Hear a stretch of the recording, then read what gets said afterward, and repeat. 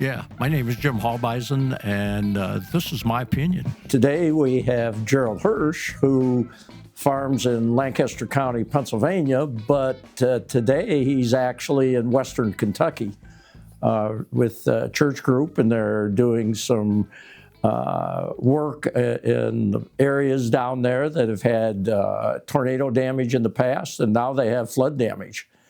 So what we're going to do is talk a little bit about some of the damage that he's seeing down there, but we're going to start. One thing I want to talk a little bit about is we've received a tremendous number of calls in the office here about frost protection. And if you go back several videos prior to this one, we had talked about frost protection and the ability of the growers' mineral solutions to help farmers with fruits and vegetables both. I've had calls on strawberries, I've had calls on peach trees, I've had calls on apple trees, and that temperature is kind of reflecting itself today and supposedly again tomorrow morning, and that's gone fairly far south, southern Missouri. We're also in southern Illinois, southern Indiana with some very cold temperatures. So that particular podcast, we have guys that were asking about rates and how to approach it. And so we gave them the best advice that we thought they could use. And so that's something that if you still have interest, you can view that podcast, and it'll give you some ideas of how to use the growers' mineral solutions to work in that kind of stress situation. But today, I want to have Gerald talk a little bit about the golden land of Lancaster County. And Gerald has been around the product for several years, actually raised with the product. And he does a fair amount of custom work, custom spraying. And he has a connection where he is applying a fair amount of nitrogen besides spraying that he does with growers' mineral solutions. And there's an article in our early fall solution about the silent war on nitrogen. He gave me some very good ideas about that and his experience with purchasing a nitrogen. So that's something that we would like to talk a little bit about. But I want Gerald to talk a little bit about the growers' product and the growers' program and tell you where he lives and exactly what he does on his farm, and then we'll talk a little bit about. He sent us a picture of the severe flooding that's down in Western Kentucky where he's at. We'll chat a little bit about that later in the podcast. So, Gerald, go ahead and introduce yourself and talk about what you'd like to talk about. Yeah, Jim, you had it about right there. I would say Lancaster County does look pretty good. Lancaster County, Pennsylvania, where I'm from. We're hoping to get into fields when I get back. My son-in-law are doing some at this point, but I hope to get back to help them next week. It will be a while before they do anything like that here in like Arlington and Crofton, Kentucky. We're in Dawson Springs right now. Our church group has been involved here for the last, since the tornadoes in December of 2021. 2024, they had another tornado cross through Dawson Springs, hit some of the same people again. And then we came down and Thursday, Friday, driving down, heavy rain all the way here. And they were having rain before we got here. And yeah, they got 10 to 20 inches of rain through a fairly wide area. And it did come over several days, so it could have been worse. But yeah, they do have some flooding. Same place the tornado hit. So now we're shifting gears a little what we're doing here with cleaning out some places today. So they have the same temperatures here. Looks like they're going to have frost tonight, freezing temperatures. And how we do with We don't have to wait. We have a product we could use today, and to our advantage on our crops that may be trying to bud, and then as cold temperatures come, we might be able to help ourselves quite a bit. Depends how cold it gets. They're talking 25 maybe in our area in Lancaster County, Pennsylvania. Probably about 4 degrees warmer than that here tomorrow. But yeah, it's going to be cold here too. Using the product since I ever knew anything. I didn't know what dry fertilizer was until, we had a corn planter that you could put dry fertilizer on. I did try it one time with ammonium sulfate and some other things mixed together. But we only did it one time. I didn't feel that it was an advantage to use that over what we were doing with growers on a row. And I did get some people using it from damage done on some steep slopes where the corn planter dropped the 2x2, wasn't quite 2x2, and got in a row and didn't do the corn any favors on germination. So that one fella, he bought growers because of a bad experience with the dry. And so not saying it doesn't work. There's people who use dry, people use growers and others. And but growers has some things going for it with the micronutrients in there. It's ready. And then when you don't use everything, you can put it on, spray it on your same thing on your fruit trees and what have you. If you're equipped with an air blast sprayer or a knapsack sprayer, if you don't have a lot of trees, that works too. So I don't know, Jim, did I hit anything you liked yet? Or one thing, the concentration on the spraying. I've been telling guys when they're spraying by hand to try to stay in that 100-to-1 ratio.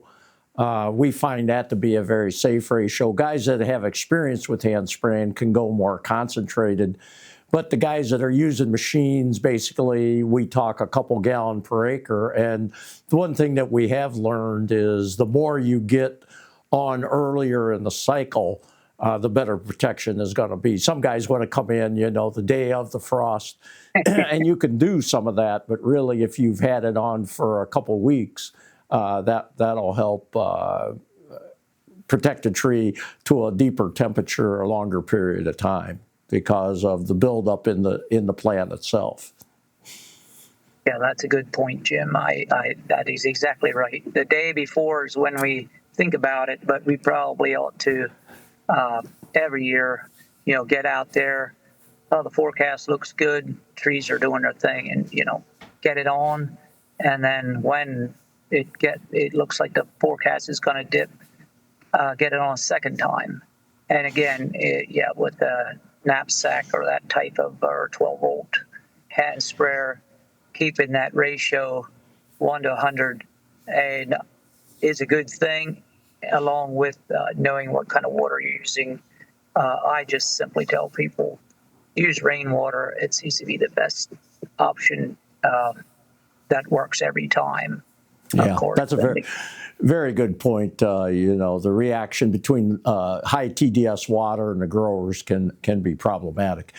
One thing I'd like you to talk a little bit about is the use of high calcium lime on your farm and what you see there in Lancaster County. And you guys been at that quite a while. That's right. Our farm where we're at, where my son is now on, is in the early 60s was the first lime that got put on there. So the lime that I put on is not so much compared to what my dad would have applied. Mm-hmm. And we have a lot of good sources of the lime in Lancaster County.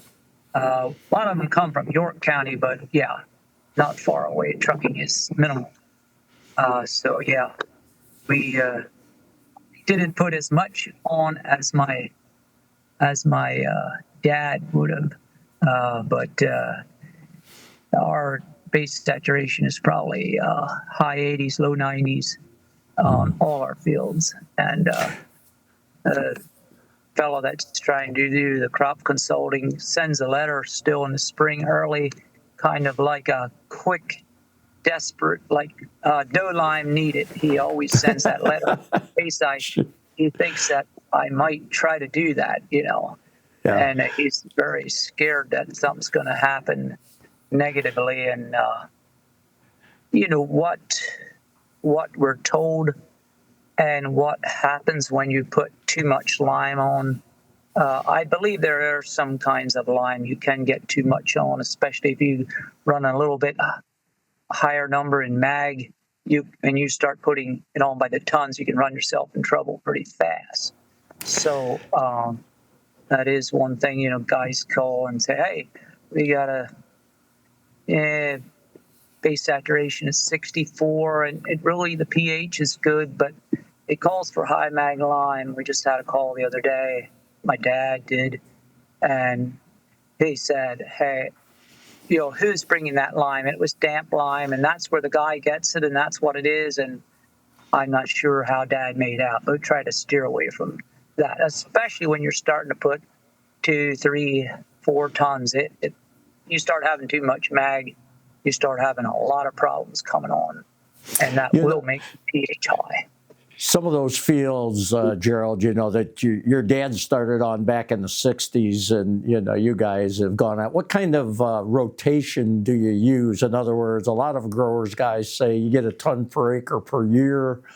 And guys that have been with us for 50 years, some of these fields have got 50 ton on them. And do you think you have some of that case in your operation? We absolutely do. I put on when it suits me, and when I think of it, or say I have a pile I'm trying to clean up, we may mix. We had gotten some compost one time. We mixed with it.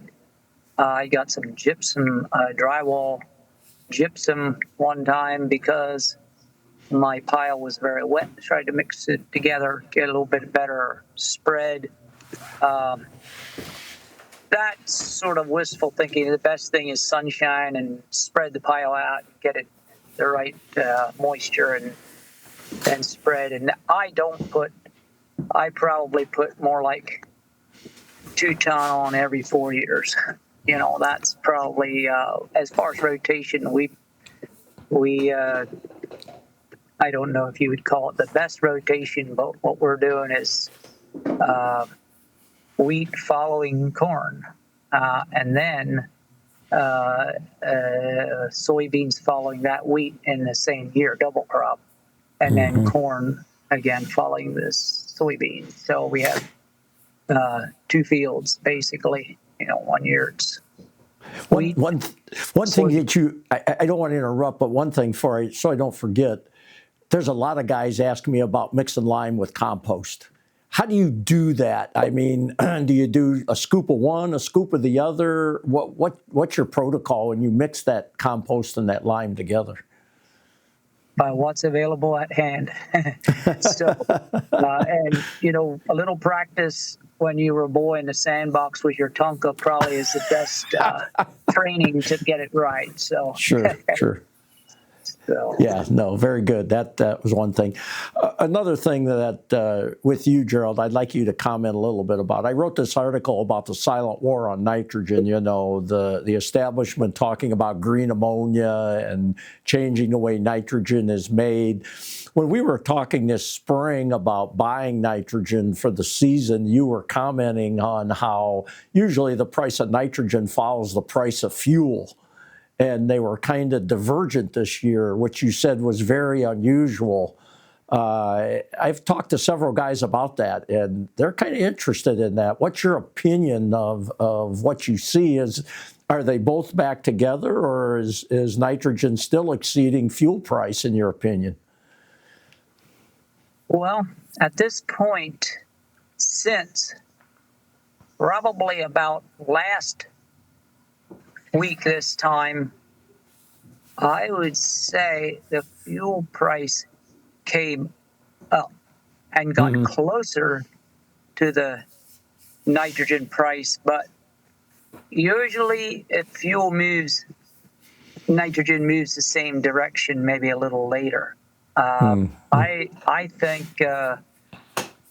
well, there's a lot we don't know with what is going on with fuel. Seeing it jump 30 cents, 40 cents in 1 or 2 days in our area there, Lancaster County, Pennsylvania. We came down here to Kentucky, and it hadn't moved yet. I was surprised. I don't know that it moved yet down here, unless it was already that much lower. The gas price, the fuel price is lower in Kentucky because of Pennsylvania's higher tax rate. But the gas price, we came down here, we could buy gas for less than we ever bought it at home. I don't know.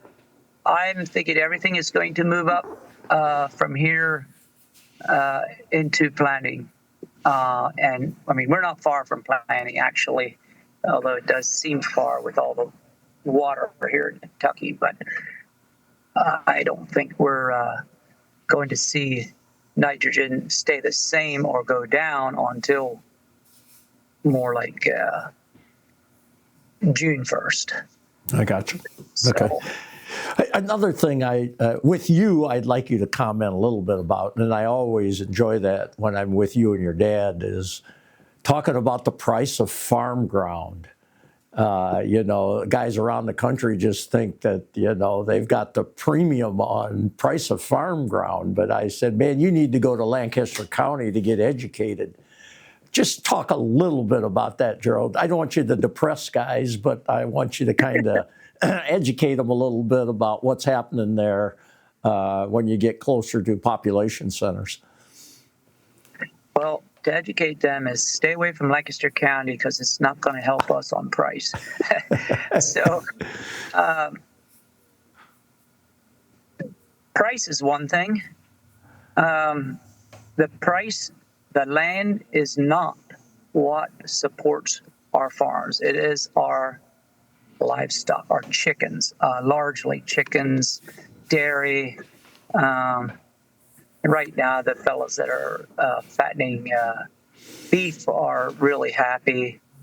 Although when they come to buy stock or cattle, it's yeah, different. That's a challenge now because it's been high so long. But the price of land locally, price of land just lately, 100-acre farm for $40,000 an acre, that would be a deal. Smaller farms like, less than 50 acres, 45 acres, we've seen neighbors pay, high 60s, thousand per acre. And not that spectacular of buildings of any kind on it. That was probably the highest. The other thing is, so you want to build something? That's a problem in Lancaster County. Down here in Kentucky, the lay of the land here in Western Kentucky is not way different than parts of Lancaster County. A little bit more rolling, maybe, a little more woods on the edges, a little more swamp ground here and there. But you want to do something with your farm, build a chicken house, expand your barn or whatever. Not so many people get involved. A lot easier to do things. So, yeah, I look at that as almost more of a deterrent than just the land price. Sure, I understand. One last thing before we let you go is chat a little bit about bird flu. Everywhere we go where there's chickens, there's bird flu, and they're totally decimating these herds. What do you see in Lancaster County as far as bird flu is concerned? It's around. It's been there. Close neighbor had it. Probably the way a crow flies, less than a mile. And we didn't get it. I thought, sure, we're going to get it. We have laying hens with roosters for hatching eggs. And I figured, yeah, this is it. We're still at it. That was, I don't know, 2.5 months ago, and no problems yet.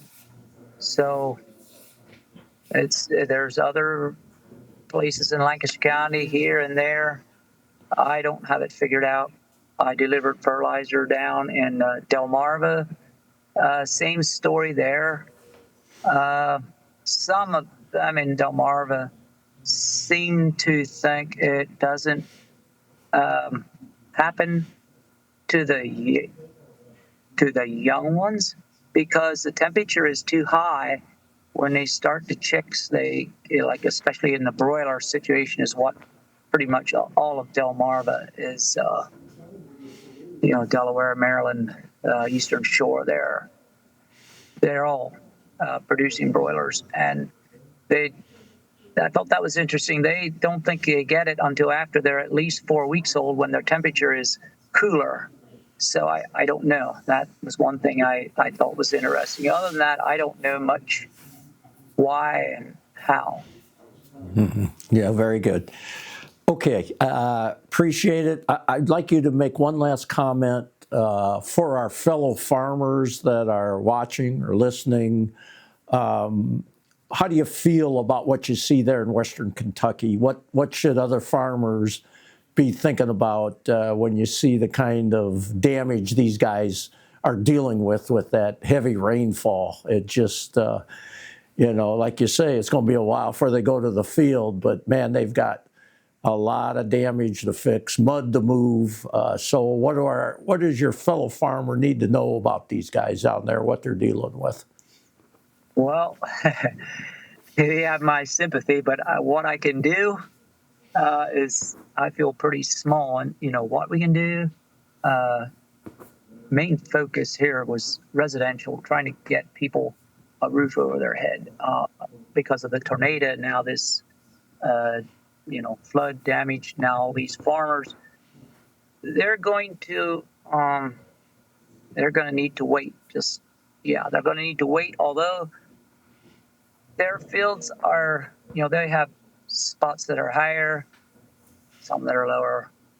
They're probably going to have to divide fields up a little bit, and it depends. The sun's shining nice here, and it's maybe 55, 60 degrees, pretty nice air, but full sunshine, this helps. I don't know what to say. No, you did a fine job. Farmsteads, I don't know. Cattle, I don't know that, they really had, I don't know, to what extent, loss. This was sort of a industrial here, where in Dawson Springs, Kentucky, where I'm at now, and that is more the flooding looked like largely, like industrial end of things, what got hit. Sure. Okay, sir. Hey, I appreciate it, Gerald. Nice job. I'm glad we made the contact. We were a little worried about the coverage down there, cell phone coverage, but turned out very good. I appreciate it immensely. Take care of yourself. Yep. Thank you, Jim. This podcast has been brought to you by Growers Mineral. Please visit growersmineral.com.